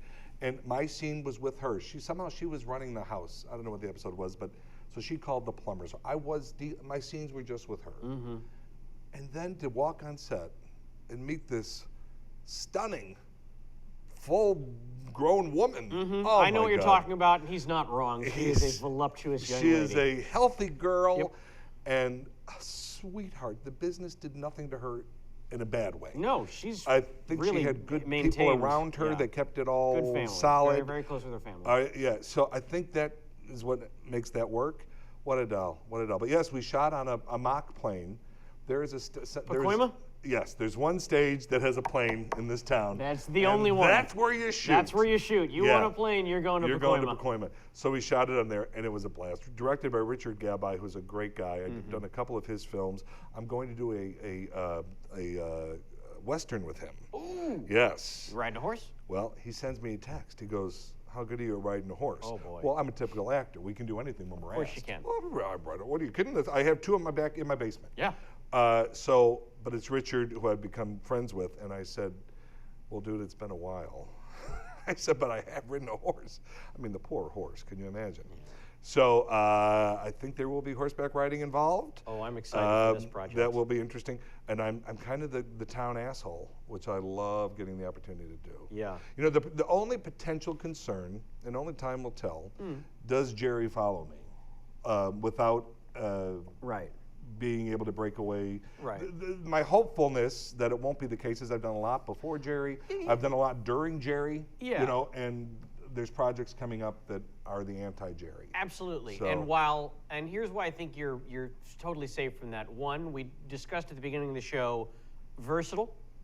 That's number one, most important. Hopefully. And number two, while Parks and Rec is a huge show, admittedly, there are going to be people who don't know you from that. Absolutely. And when they see you riding a horse, they're going to go, "Hey, the guy's a cowboy." Yeah, there you go. So The there you thing go. is, Parks is in syndication now, which, first of all, that term for an actor, thank you, Jesus, is a big term. And here I was going to offer to pay for your parking. That's That's gone now. Oh, you're going to pay. That's gone You're going now. to pay. Nope. So we're going to be out there for a while. Now, Yeah. is syndication last a year? Does it last 10 years? knows? And the syndication gods. Yeah. So I don't know. Okay. But I have stuff coming out. Again, this Cabo movie, I'm Bad Guy, and then another film we're going to talk about. It's so anti-Jerry. And again, I've done so many anti-Jerry things. So hopefully it's all been strong enough that, because here's an example that I give of how this town works. Yeah. A couple years ago, I got called to do a series called Little Knockers, and it's a web series. It is so funny. It's basically parroting Rex Ryan from the Giants and how he is with his team. But in my case, they're children. But still, the language is the same. He's crude, he's physical. Yeah. So I guess it was written. The writer called the director and said, "What about Jim O'Hare for the lead, Rex Ryan?" And the writer goes, or the director, "Oh, Jerry from Parks?" You know, but he goes, "Let me send you some stuff." So Yeah. the guy forwarded over stuff he'd seen me in others, and then within 5 minutes, the guy was like, "Oh yeah, he's our guy." So, but I'm just saying, you know, you Oh, sure, you get the feel, but give it time. yeah, and time will tell what's You going to know, happen. and you know. I have no. There are other people I would have grave concerns for. You are not one of them. Hopefully you're right. But I will also say this: if there's nothing in my world that would ever say I wish I hadn't done Parks and Recreation. No, Lord, no. Because you can never take away 6 of the happiest years of your life. And I did Parks during my mother died during Parks. I went through some terrible things, and to have them to go back to. It's just a game changer. So Absolutely. it doesn't matter. I mean, Yeah. I hope that doesn't happen. But if it did, I would never be anywhere going, oh, I should never have done Parks because it labeled me. Right. Parks will be forever my most grateful thing. Absolutely. Yeah, It's no not doubt. going to TJ Hooker you. You're going to be fine. You're going to be just fine. Exactly. I won't be Adrian Zamed. Now, speaking of the anti-Jerry, Yeah. so this movie Middleman. Dude. Let's Middleman. talk a little bit about that. Anti-Jerry. The anti-Jerry. This is a movie that you want to get made. We You're in the want to process. make. It's all happening. If everything works out well, April 13th, cameras Okay. will be rolling, That's fantastic. and we will be shooting it. Now tell people about this because they can get involved. You can get involved. It's a film written by Ned Crowley, who was one of my white One noise of your white guys. noise guys, yeah. And he's Ned over the years became a big ad guy. First Leo Burnett, now he's with McGarry Bowen. And what's crazy about Ned is even in this day when the ad world can be kind of a young man's game, he's still the king of it. Like he's the go-to when there's trouble. He works with Disney and this one. Anyway, he's just still the go-to. So he has written scripts. He's had films produced here and there, but he wrote a script years ago with me in mind. And he sent it to me and I said, well, it's awesome. But how can we do this? Right. It's awesome, but what do we do? Can you talk a little bit about Oh, the I can talk about Okay, it. good. But at the time, there was no money. There was Right. how would this ever happen? So, because what people don't get is, because I'll get to it. But we're doing a Kickstarter campaign, and people are like, "Well, you've been on a series. Pay for it yourself." Believe me, we're paying. But to make a little film look like a big film, you need more than any one of you guys than any one of us can can kick do. in. Yeah, we're not Brad Pitt or any of those Yeah. guys. So Ned called me last March or February and said, this is going to sound crazy, but I got a call because the film was out there in the world and people had looked at it and he got some great feedback. But these producers had said, if you can attach O'Hare to it, we'll do it. Which I'm like, why do they give a shit if it just seemed weird to me. So we meet with these guys. They're totally awesome, legit. They're in the commercial world and they do Disney product. I mean, they're these great guys who are just so passionate about the film. So we said, well, okay, what can we do? So then one of them, figures out money. That's not my world. I am your typical actor. Like that whole world. Right. I That's know. why you need to know Jewish people. Exactly, Yeah. because I don't have a clue how any of that works. So next thing you know, it starts happening, and then we decide to shoot a teaser to give people a taste of what it was going to be like. And we did shoot these teasers. It's at middleman.com. Oh, no, middlemanmovie.com. And you can see these teasers, and they're awesome. And did you I see watched them? a few of them, yeah. Yeah, they're shot so well. They so really look I was great. like, damn, they're going to make a good movie out of this. Yeah.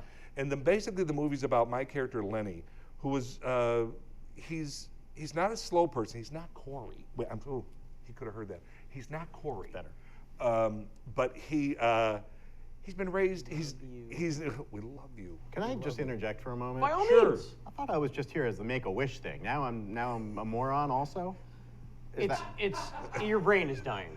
Yeah. Am I melting inside? Is that what's basically happening? You're like Paul McCrane from RoboCop. Carry on. You're melting. We Thank can you. carry on? Yeah, no, Okay. please. Yeah, Corey said we can move on. So there we Fantastic. go. It's all good then. Okay. Action. So Lenny is a very simple man, and he was his parents died when he was young, so he was raised by his grandmother. He was raised on Burns and Allen and those Abbott and Costello. That's his comedy world. That's what Okay. he thinks is the best. Well, sadly, at the top of the film, Grandma dies. Oh. And so Lenny, he's an accountant. He's worked at a firm where he's the kind of the Jerry of that firm, where he's just a simple guy and he's kind of laughed at and stuff. But Lenny has had a dream of being a stand-up comic because of these tapes. He knows them word for word. Like people would mouth a song, he mouths these The comedy bits. routines, yeah. First, who's on first, who's on second. Da, da, da. So, Grandma dies, and she doesn't have a lot to leave him, but she left him a car. And in his sadness and everything, he thought, what would make her proudest? And that would be to fulfill this lifelong dream. Because Grandma said he was funny. Grandma was wrong. Ah, well. But Grandma was very wrong. Yeah. So he leaves. He gets her old car that she left him, and he quits his job. And the Johnny Carson of the day is Monty Guy. And Monty Guy holds a comedy competition every year, so he's going to get to Vegas, audition for Monty Guy, and be the new Seinfeld or whoever. Okay. Rupert Pumpkin. Rupert, exactly. Very much so. So he, what was that called? King of Comedy. King of Comedy, of course. So he, on the way there, not good, stumbles across a hitchhiker named Hitch. And things go from bad to worse. Yeah. And it turns into, there's a bit of a murder spree. It's a very, very dark comedy. And there's blood, and there's love, and there's, it's crazy. By the end, it's a freaking bloodbath. Oh boy. Yeah, but what's weird is, as these terrible things are happening around him, because Lenny is not a murderer, but he's gotten involved with a very, very bad person who he doesn't know is bad until it's too late. Well. Yeah, and so he, his comedy gets better because he's going up and telling stories of things that are happening that are real, but people think they're a bit. And so it goes blah, blah, blah. So Ned's script went out in the world, and it's gotten such great response, like crazy great response. So now we have like some celebrities who want to be in it, which is like so awesome. I can get you Kevin Pollak. Can you get me Kevin Pollak? I know a guy. Really? Very close to him. Interesting. Yeah. That's weird, because I've run into Kevin. He says nothing nice about you. Huh. That's what's so strange.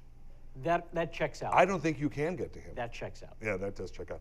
Yeah. So the word got out, and now not everyone's on the dotted line yet, but there's like some amazing people who want to be in our film. That doesn't surprise me at all. The co-lead, and I don't know if I'm allowed to say this, so I'm going to say it, and if I get in trouble, I apologize. My co-lead is going to be Andrew J. West from Walking Dead.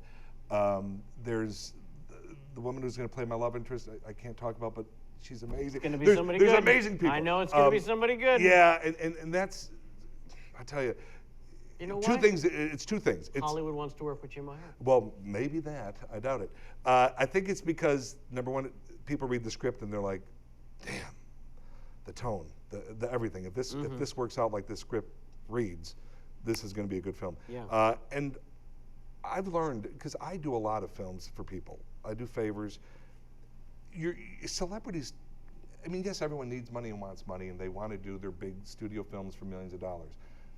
But if you're an actor at heart, you want to do a good role. Yeah. And you'll take the low budget $100 a day, or $250 a day, whatever I forget, it's modified or low. Yeah, There's it's all these things. It's a monetary amount of money, a small amount of money. But if it's a good role, they want to do it. I've done a bunch of that stuff. Like this cowboy movie. It's not a big studio film. It'll be Lifetime or something. But I'm going to be the bad guy in a cowboy movie. Dude. Come on. What's better than that? What's better than that? I'm going to ride a damn horse. Nothing. That's what the why hell's better than that? Tom Wilson said Back to the Future 3 was his favorite, because he got to be the bad guy in a Western. In a Western. So that's what this movie is. It's a movie where people are passionate about it.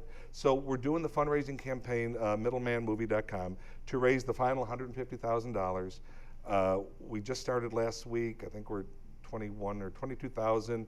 I've heard that that's good, because then there's a slow, and then at the end, everyone who doesn't know what's happening kicks in.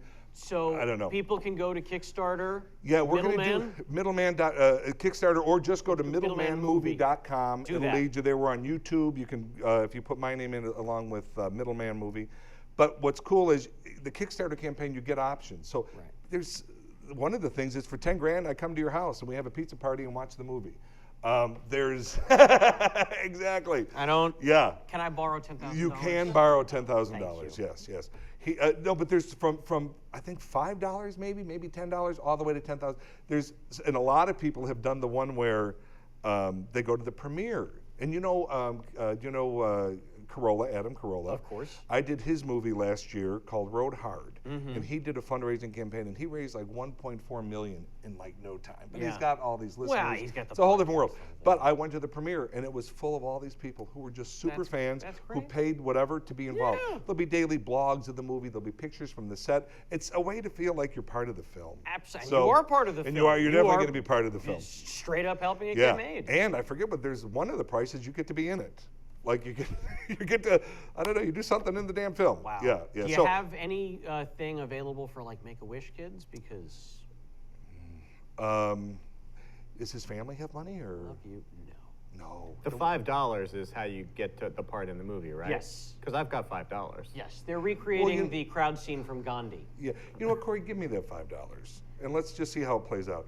Here's what is interesting, though, about the crowdfunding. I don't have $5. I know you don't. I can see what you're going on. Nobody's paid around these parts. Yeah.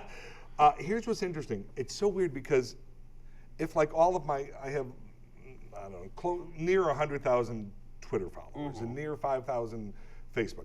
If all those people just gave $1, we would be done. We'd be but fantastic. everyone, it doesn't seem to work that way. No, So, they don't want to do that. But if they gave $1, so everybody, even if you gave $1, but how about if you gave 5 or 10? Ooh. Or 10,000, and then I sit at your house and we have pizza. Yeah, I and think beer, that's and beer. that is worth its weight in gold. It is. Is you having pizza And at so, somebody's but house. also, I should add, Ned is also directing it. He's not only did he write it, he's directing it. So his creative vision will be protected. It will be protected. Good. And he's even giving people like stills, like the hand, because he's drawn out the whole film, and you get signatures and headshots and I'm all sold. that stuff. I'll be donating. Thank you. That's it for me. Thank you. I want to go to you guys. Do you have any questions for our wonderful guest, Jim O'Hare? I Corey? actually do have a question. Oh, here we go. Get in there, buddy.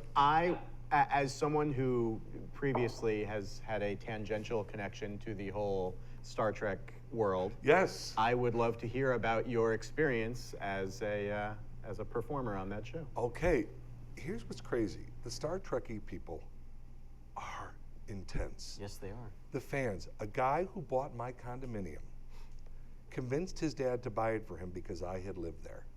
I did 1 episode. It's not like I was a series regular and you're like, oh, I got to love this character. Yeah. I did 1 episode of this when Jane Mulgrew, Kate Mulgrew. Kate Kate Captain Mulgrew Janeway. was the captain. Yeah. So whatever, I'm not a Trekkie, so I don't even know when that was. I believe is it Trekker is the term they prefer. Oh, Trekker? People are pretty easygoing these days. You can get away with whatever you want. Whatever you say. Okay. You don't wanna Because I don't mean to hurt ruffle anybody, any because I wouldn't feathers. want you not to contribute to middlemanmovie.com we getting- Kickstarter. Yes. I wouldn't want you not to help out there. So what was cool about it was the first time I ever got to do prosthetics, because they put this thing on my head that looks like a vagina. Mm-hmm. Now when I think about Are they that, ever going to take it off? that hurt. I didn't. It was an honest question. I'm sorry. That hurt. I'm- That would This is. just cut for 2 minutes. I have to wipe up. That was a bit. Can I get? That was a tough one. Would That you was like a some tough one. vodka? Oh boy. You son of a bitch. Gotcha. Hell, you did get me. That was very funny. Thank you. So my character literally has like this little vagina, but now I'm thinking Stumpy's gang, there was a vagina too. There's something very vaginal about my career. Puppets and vaginas is kind of the That's theme of your seeing what's career, going isn't on. it? So I got to do the face mask and all that kind of stuff for this one little bit. And it was great. I went, it was over at Paramount. I stood on some Star Deck thing. Mm-hmm. Star Deck. Again, I don't know. This is not my world. No, this is amazing. So, it's literally like asking someone's grandfather to tell them about a Next Generation episode they watched when they were half awake. Exactly. Yeah. And again, please, other people would be able to tell you moment for moment, this and this. And he took out his laser gun and shot the guy who looked like his face was burned. I don't know. Got a vagina. I don't know. Yeah. And so I stood up there. I remember it was a one scene, and I was talking to camera, and then Kate was there. And you played husband. I played husband, which was a Know that breed. much. That was like a breed or something. Husband was a group of people. You're asking the wrong. This is Corey Levin's territory. Yeah, and I'm sorry for those that watch if I'm being offensive. I don't mean to be. No, it's just not my world. Don't worry about it. So- the Venn diagram of fans of this show and Voyager fans will be Are upset gonna- by this. I'd Are like to very- think is a small overlap. So, but it was a great day. It gave me a lot of street cred, amongst the Trekkie kind of people, and I sold my condo because of it. So there you go. That's a pretty good deal, man. It was a good deal. It was a pretty good good deal. experience. Yeah. All right. Yeah. Well, thanks for the actually really good question, Corey. Yeah. I'm glad we brought you in today. Happy to surprise you. This is nice. Wow. I wanted to. Did we not get any tweet fives for Jim? The chat room is giving me like one question at a time. All as opposed right. to like 5. I could hodgepodge one No, together. no. We'll bring him back and we'll get him. They're all giving me like one. We'll hit him with the good T5. Well, are the ones that you can ask, or they're not even ones you can ask? Well, no, we did this thing on the show where you get, it's called It's like a rapid fire. It's like a rapid fire, 5 questions, a series of 5 questions. But Right. everyone in the chat room is giving me one at a time. And no one's giving me We need 5 questions, people. So, but I was contemplating, I'm like, should I hodgepodge and like them together? It's like the Revolutionary War version of rapid fire, where you have to tamp the stuff down and then put it in. All right, well, I'll give you 1 minute to look at that. I Yeah. did want to ask you about a little film called Seeking a Friend for the End of the World. Yes. Which is a wonderful, funny movie, very Yeah. sweet movie, and you are just the nicest guy in that movie. Why Pretty nice. is it the most horrible among us often play the nicest guys? It's true. In movies? It's true. And if anyone has watched any of my former interviews or whatever, they know that I am not the nicest man in the No. world. A fucking monster. Do you know what his list of demands were to come in today? Yeah. I can't even tell you. We have diamonds on ice. Who needs Yeah. their diamonds cold? That's Yeah. not even a thing. Yeah. But And- glad you're here, Jim. And the one demand I appreciated that you went with was everybody will be bent over and serviced as I'm leaving. Yeah, no, that's all set up. That's all set up. Yeah. He's a really sweet guy. That was Steve Carell's big post-office feature. Oh. So he'd done other stuff, Sure. Anchorman, and Sure, certainly but other. this was the This first was his big- big like. It was him. Yeah. He was the lead in this film. Keira Knightley. What I love about that film, for those who saw it, can I give spoilers when you? Yeah, that movie was what, movie- 2013? Oh, it's an old. Yeah, it's been we're out good. 3 We're good. years. Knock You're yourself out. past Yeah, the, well, what I loved expiration date. about the script, as I'm reading the script, it's about the world's going to end, a Right. meteor is going to Yeah. come down and take everybody out. Well, in most films, what will happen is, don't worry, the so-and-so astronaut Yeah. shot a gun and it hit a thing and it Yeah. blew up the asteroid and we're all going to live. Yeah. Bruce Willis. Bruce Willis. Exactly. It all comes around. So that's not how this movie ends. No, it sure isn't. And I loved it. I loved it, and it's depressing as hell, of course. But I'm like, they never saved the world. No. I loved it. Just No. because that's not how it normally happens. Right. When the So- world's going to end, it fucking ends. It ends. It ends. So here's my question to you. Yeah. If the world were going to end tomorrow, Yeah. Jim, what do you do with the rest of today? I think I'd be a nervous wreck how it was going to happen. So I don't think I'd be that person who could say, "Oh, I'm going to go get the greatest meal," because I think I'd be nauseous. Yeah. If I was truly being honest. Yeah. Like people are like, "Wow, if they told you tomorrow you got a week to live," I'd be so depressed. Like I don't think I would enjoy it. No. So I don't know. I would certainly be making phone calls and telling people, you were so lucky to know me. You know what I mean? Like give Yeah. people that gift. Yeah. The final gift of, hey, you get to speak to me. It's a good gift. It's a good gift before Yeah. the world ends. Yeah. So, so right before they meet their maker, they can know that one of the last people they spoke to is Jim O'Hare. That's lovely. That's a gift. That is a gift. That's a gift. Me, I would just start taking afternoon naps. Is that what you would do? That's yeah, all I I don't really even know want if in I could life. sleep. I think I would probably huddle with my dogs and just wait, I guess. Because I've always said, if I'm sitting at home and it comes across the news that some horrible thing is about to happen, Yep. I'm not getting in my car trying to get out of town. No. Because you know what these streets are like now, without an emergency. Without an emergency. You can't move. Do you know what always bothers me on shows like The Walking Dead and Independence Day when they're and what's the Deep Impact? So there's a thing coming, the world's gonna end, and there's always that one crazy guy going back into town Yes, in yes. the totally open lanes Right going through. into town. Well, no, not right. But it's like everyone's leaving town, nobody's moving here. This wide open. As Yes. if people would not be getting on the wrong way, and that Exactly. would be just as It's crowded. all bullshit. With dozens of head-on injuries. No way. I would sit at home, You're not wait getting for anywhere. whatever happens, the starburst or whatever goes on, Yeah. and wait for it to happen. Yeah. I will not be in my car. No. I'll probably be glued to the news to Okay. watch to see how it's going to play out. All right. But yeah, I don't think I don't think I can turn off my brain enough to just enjoy. No. I think I'd be very Yeah. sad and very anxious. Me, I'm all about the afternoon naps and the gummy bears. Really. But could you you get the phone call, hey Sam, Yeah. just found out LA is going to be gone in 30 minutes. Just thinking about it, I'm already. I can't even with this. That's it. Wow. Oh my gosh. Wow, that's Yeah. interesting. Well, If that's that the kind of happens, guy I that's am. the kind of guy. Your Kickstarter is fucked if that happens. Too. Okay, let me say this to the world. If the world is going to end, please put through your pledge first. First. Middlemanmovie.com. That is more important than the end of the world, because if the world does end, just knowing that you gave to this campaign, I think the big guy upstairs would be like, come on, you're up here, as opposed to like, Sorry? hey. And here I am. And here you are. And here I am reading your wonderfully compiled T5, which I will give. I very much appreciate it. I really do. I'll tell you what. Roll that beautiful intro. T5. T5. No, this is going to be fine. We've got an intro with Dave Keckner that's rolling right now, where he's. Saw Dave Keckner It was last wonderful. Oh, we're good. We're back. All right. So here's how the T5 works. Okay. It's a rapid series of questions. Coke or Pepsi, this or that. Oh, okay. No Sure. wrong answers. Sure. All right? You just say the first thing that pops into you. And these were all written by different people, so I'm going to thank all of the people who wrote these at the end of it, because I don't want to slow us down. Yeah. Not on this train. All right. Tweet 5 for Jim O'Hare. Here we go. Best pizza in Chicago, Lou Manotti's or Gino's East? Illuminati's. Films or television? Television. Tom or Jean-Ralphio? No No wrong answer. Oh, that's tough. Tom. Tom. All right. Hey, you know what? I can't fault you there. Oh, that's a tough one. Norman Polanski or Rimshot? Oh, that's a smart. Who did that? Rimshot. Okay. And finally, married to Christy Brinkley or having a huge penis?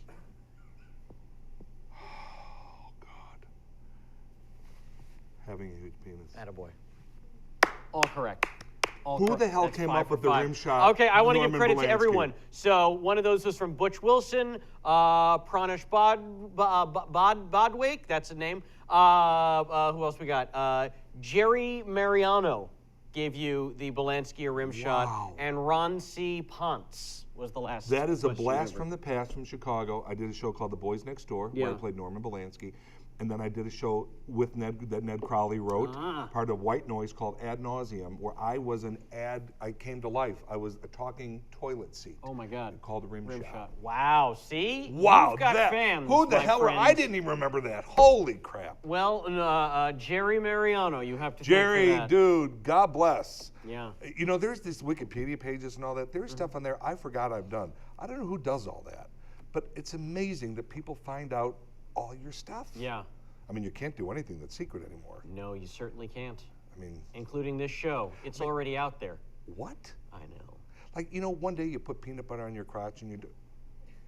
Anyway, there's certain things you can't You don't do want out anymore. there. People find out. You don't want out there. But I hope you want this show out there. Yes, I do. And I feel like we can keep you a prisoner here no longer. You have sat and talked to us now Oh. for like an hour and 40 minutes. Wow. I can't understand I how don't generous understand you are this with either. your time. Oh, I don't either. But, as I mentioned before, you can't get out of the hot seat without Oh. completing your Larry King game. I will remind you of Yes, the rules. remind me, please. Okay. 1, you are going to do a bad Larry King impression. I promise that. Fantastic. 2, as Larry, you are going to give us an aside, something about you, Larry. He's very old, so your first ride on a dinosaur, Right, an right, interesting right. sexual experience you had with Ruth Bader Ginsburg, who knows? Oh. And then 3, go to the phones. And if the name of the city happens to be funny sounding, it won't hurt. Are you ready to play the Larry King game? Do I announce that I'm Larry King, or I just go You can into say my... anything you Okay. want. You stare down the barrel of your lens right there whenever you're ready, The sad sir. part is, I will do my best Larry King impression. Okay. Since I am terrible at impressions, I think my best will be bad. As long as the end result is the Is the same, same. any way you want to Okay. go. Oh, if I only had the suspenders. Okay. Hello. We get taking some calls soon. I am Larry King, and I am 118 years old.